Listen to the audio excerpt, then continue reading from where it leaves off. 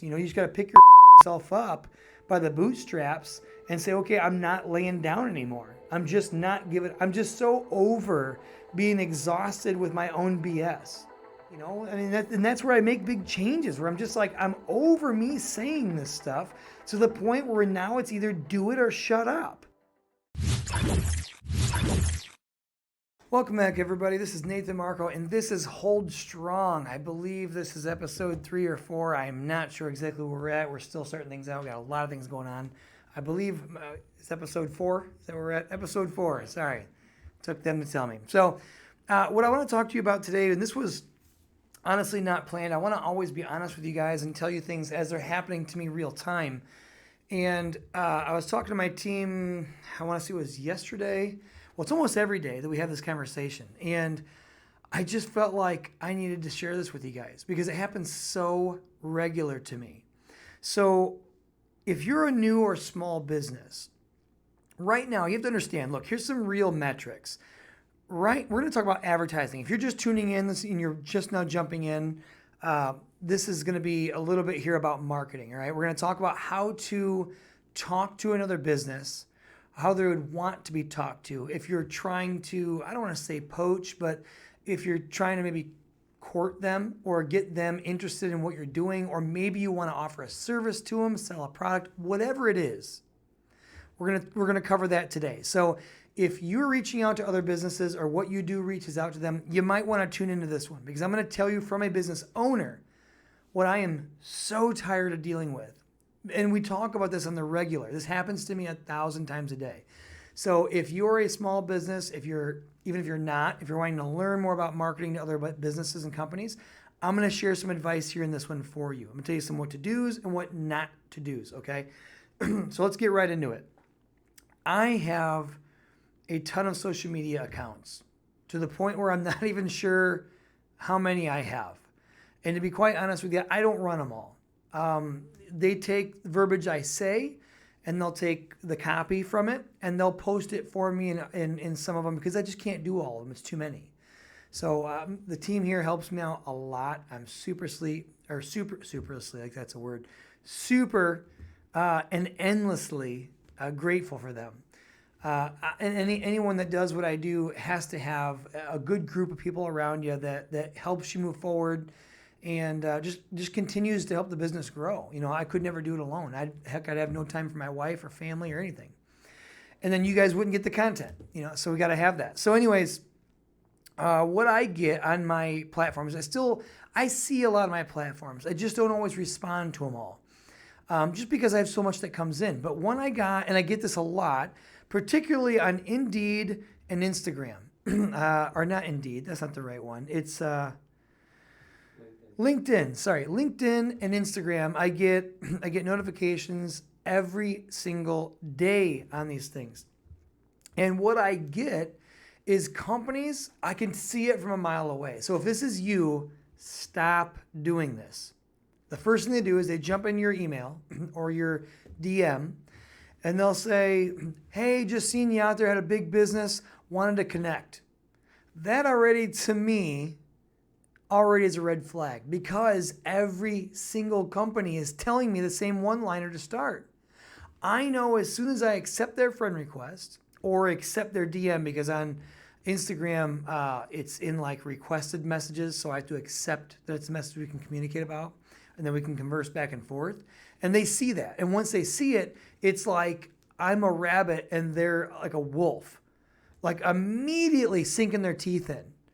So as soon as I accept it and I say, yeah, no problem, it's immediately attacking me about my business and what I do.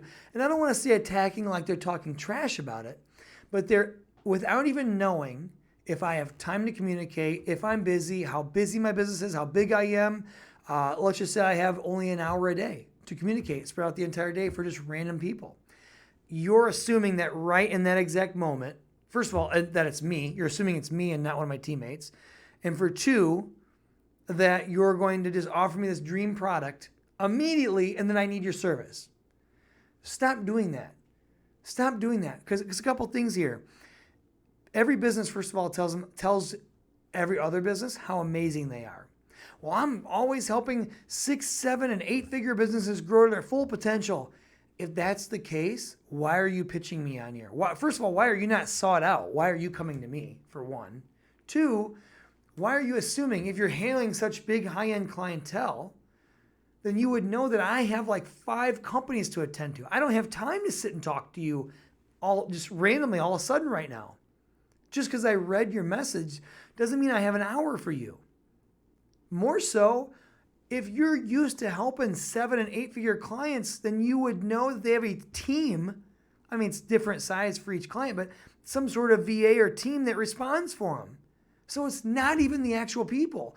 So for you to actually move forward and start asking about the business and clawing your way in, which is the most aggressive and ridiculous and just most turned off fashion of a pitch I can possibly tell you.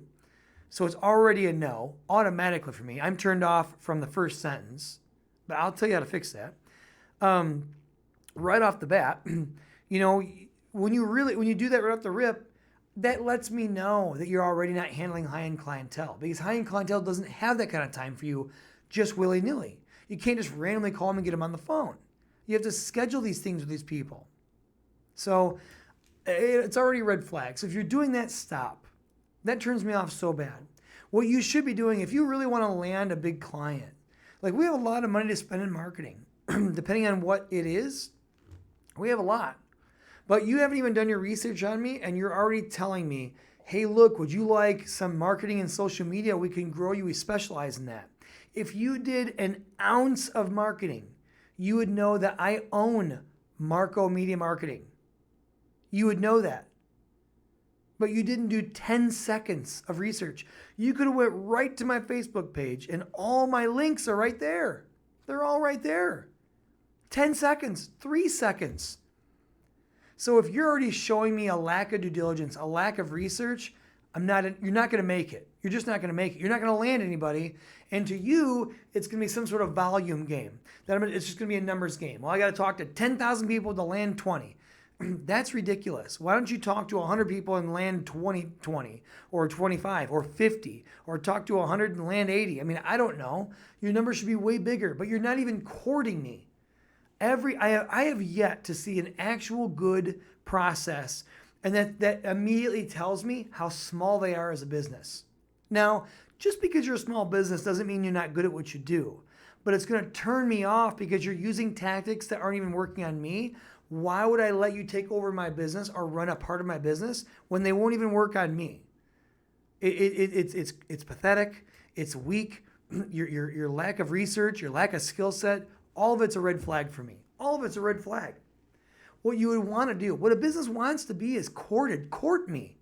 You're already asking me for my business and want me to tell you about the negatives in mine, and I don't even know who you are yet. Oh, it makes me so mad. Just talking about this pisses me off because it happens so regular to me. And there's probably some good people out there that have a good service. And you guess what? I'll never get to use you because you're not operating your business correctly. You're doing it like a brand new, like you're wet behind the ears, like you're a kid still. If someone came to you into your DMs, into your messages, and you allowed them to come through as a friend request, and you said, okay, yeah, I'll accept this friend request. And the first thing I ask you is where you're failing in your business. First of all, are you going to want to open up to me? Do you trust me? And would you tell me the truth? All in the first 5 seconds of knowing me? Of course not. I mean, it's like working with a business is a lot like a relationship, a lot like like an emotional one, like a wife or husband, or a good friendship. You have to cater to me. You have to court me through this in the beginning. Congratulate. What you should be doing is reaching in. I think it's appropriate to reach out to companies. I really do. But court that business if you want their attention. You have to earn their trust first. They have to know who you are and get to know that you're of no threat. Because once they realize they have no threat, then I'll be more open with you and honest with you, which is a lack. It removes the resistance, because people today have a really high threshold to get into their personal life. And the reason they have that is because spam is sky high. Right now, the average consumer as of 2000, I want to say it's 20 or 21, the average consumer sees between 6,000 to 12,000 advertisements per day. Go ahead and look that up. 6,000 to 12,000 per day. And that's between your Facebook, all the ads in your news feed, to your Instagram, to your YouTube. It's all over, from billboards, about 6,000 to 12,000. That seems a lot, but I've already looked at the data 20 times. That's what it is. Back in the 70s, it was already between 500 and I think 1,200 per day. So it's grown tremendous. Even the budget, I think back in just in a span of oh my gosh, I think it was from 2007 or 10, I think Google, people were spending around, I think it was 70 million in advertising. I think it was 2007. And then in 2019 or 20, it went from 70 million, just in a scope of 10, 12 years, to 185 billion in advertising. That is so huge. So what that means to you as a business is that us as consumers or businesses are being marketed to at an all-time high, more often than ever. So when that's happening, I've heard your sales pitch and everything like your sales pitch 1,000 times today alone. You're not going to say nothing to me that I already haven't heard. So how do you get my business, you might ask? Court me. Take your time with me. Treat me different than I've been treated. So a way you can do that is to reach out to the company. I think that's smart to do. And then compliment them. Start by complimenting the company first. Hey, I've seen you've done really well. Hey, I've just admired your work. It looks like you've got a lot of things together. It's amazing. Any tips for someone starting out? Or just want to reach out and congratulate you for what you've done. You probably don't need it from me. Come in really humble, anti-threatening. Because that means I don't think that you're going to offer me anything. And when I don't think you're going to offer or try to sell me on anything, my resistance goes down. It's called barrier of entry. It drops. My barricade comes down. My doors open up. And now I'm like, this guy's no threat. He's just a normal person reaching out that just wants a handshake. And any decent human being or business owner has no problems with that. Most of their egos aren't that big where they can't say thank you or at least acknowledge your compliment. Now, you don't immediately go into pitching business. Ask them, hey, do you ever have 5 minutes to give me any sales tips or tips about what you do? Or would you ever have a few minutes for me to reach out and schedule a few moments to just hear about your business and what you guys offer? Show genuine interest in me. Even if you don't plan on buying what I do, what it does is it builds your common knowledge is what I know, what I'm doing, right? It creates a connection between me and you. We're creating a bond now. And then now, as I get to know you, get to talk to you, if I give you that time, and be persistent with me, it's all right. Understand that I have a schedule or may have a schedule. So, hey, if you think it's appropriate, would you ever be able to set aside a few minutes for me to kind of go through what you offer as a company? I'd love to hear about it. You've done tremendously well. Work it out where it's a compliment, where you're giving and not asking for anything. I'd be more apt to give in to you. Maybe slightly suspicious, but not where it's going to be, hey, what's the problems with your business? Hey, anywhere you could see growth? Hey, right away, my name's Matt. I help grow 6, 7, and 8-figure businesses. Do you think I'm even going to read any more than that, or am I going to delete you? I'm just going to delete you and block you. So just come in light, court me. Picture it being like I'm a 16-year-old girl and this is my first date. Talk to me like that. Walk like there's glass in the room.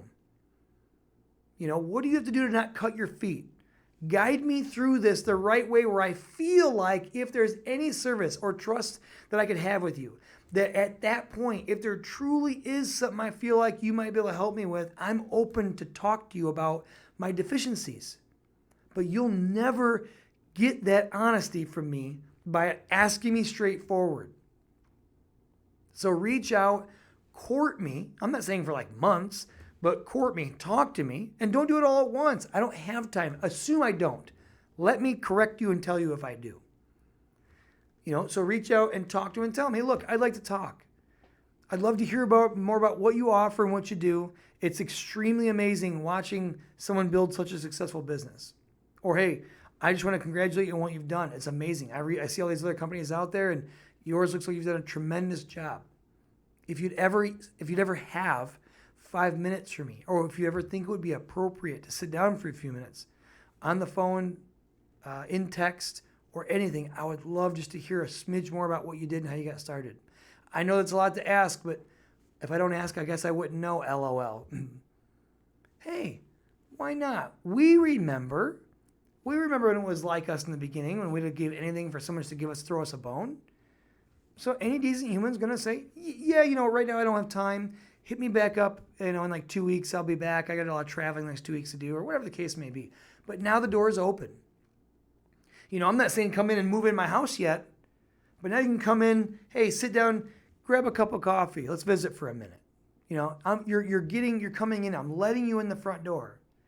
Don't come in blazing your guns, saying like I need sugar and you're going to give it to me or else. That's not how neighbors speak to each other.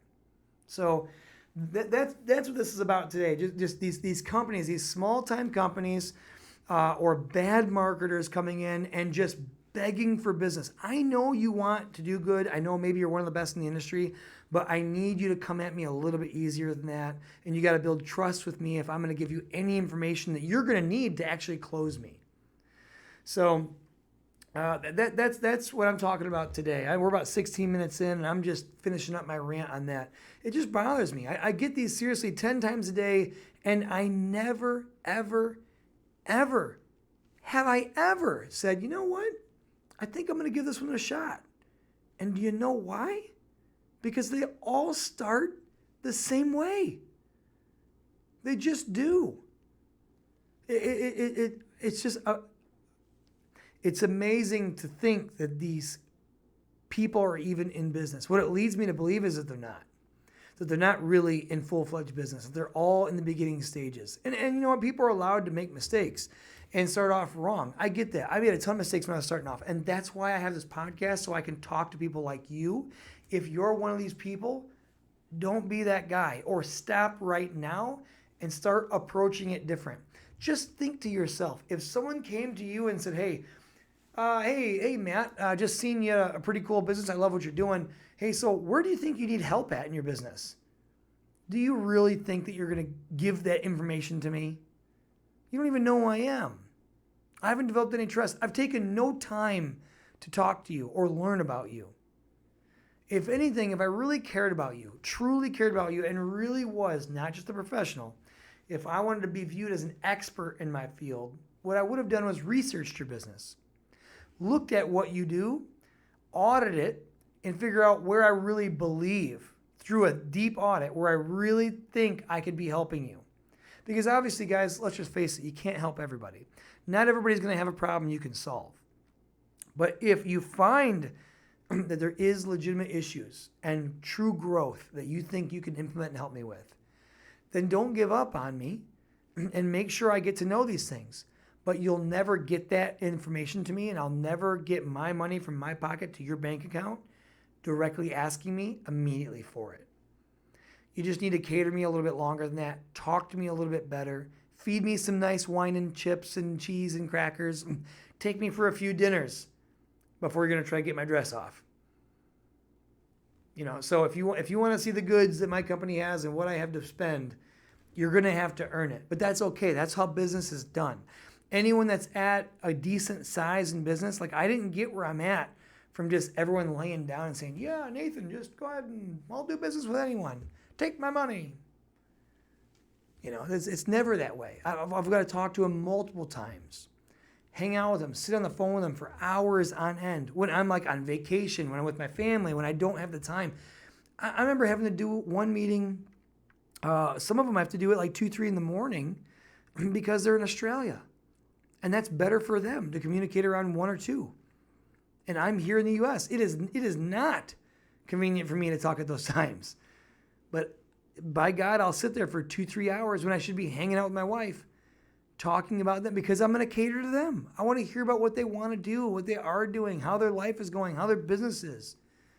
Hear about all the amazing accomplishments and things they've done. That's how you figure it out. You can't come in and say, hey, look, you'd look pretty if you just weren't so fat. You can't, you're not going to come in like that. Even if I see you're fat, that's not the thing I'm going to say if I want to see you skinnier. I'm going to come in, like if I'm a dietitian, let's just say. I don't care either way, to be honest with you, because I'm not into that. But let's just say I was. I'm going to come in and say, man, you have beautiful teeth. What kind of toothpaste do you use to make your teeth that white? I'm going to earn your trust. I can't talk to you about your weight yet. You know why? Because your deficiencies are a sensitive spot. They're a sensitive area to you. They're a personal thing. They're a deficiency for a reason, because you haven't figured out how to do it right yet. So if you're a little overweight, let's just say, and you can control that, but you just don't know how. And it's clear that maybe through listening to you a little bit, that's something you've expressed interest in or maybe want some of. I'm not going to right off the rip say, yeah, you should probably get some help in dieting. We're going to talk about a lot of stuff first. Talk about your journey just in life. Your teeth, maybe your hair, your family. Get to know you as a person, how you handle things in your life, how you got to where you're at now, what your future goals are like to be. And then what is some of the things that you think that maybe you need to do to maybe achieve the version of you you'd like to be at. And then through that, I get to start finding out my gap, maybe my loophole to insert what I can do. And I've already built that trust. I've already complimented you about a bunch of things that are true, honest things you've done a great job at. Now you don't feel as guarded to tell me where you need a little bit of help. And that's where I can jump in. So, oh, really? Hey, well, you know I actually do those things, right? You know I actually have a certification for whatever it is. If it's nutrition or bodybuilding or whatever it may be. This is a crazy example. I don't do any of that, but I'm just saying, for example, actually I own a fitness site, but it's not me. It's actual licensed coaches that fill out the exercise programs. It's not me at all. I just own it. But if I did though, I would say actually I do that for a living. I do. I can help you if you ever wanted some tips on that. I know right now it seems like you probably don't have the time, and I'm a little behind on my schedule as well. But if you're interested, if you think that's something you'd like to do, I'd love to sit down and kind of just build something for you for free to kind of show you what you could be doing, what it would look like, and you from that point you kind of decide if it's something for you. Sure. You don't have to do that for me. No, I know, man. I do it for a living now. I do it for everybody. It's not as hard as you think. Honestly, buddy, you could literally lose, 15, 20 pounds without really changing much about what you eat. And you don't even get to the gym that hard. It's just a few little things probably. It's not that big of a deal.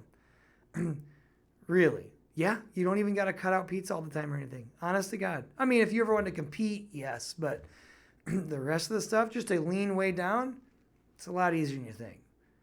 I'd like to hear more about that. Yeah, I'd love to talk to you more about it. Let me do this.